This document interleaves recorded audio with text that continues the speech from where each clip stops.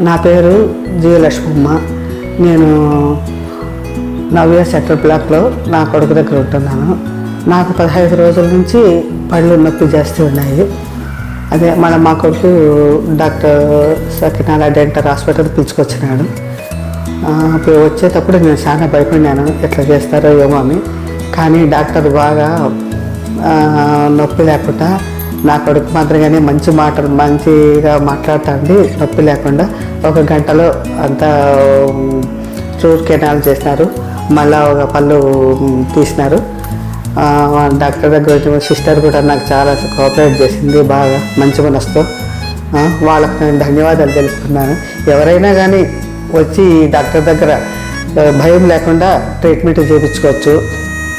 నేను అందరికీ సజెషన్ చేస్తున్నాను, ఈ డాక్టర్ దగ్గరికి రమ్మని. ఏదన్నా పళ్ళు సమస్య ఉన్నప్పుడు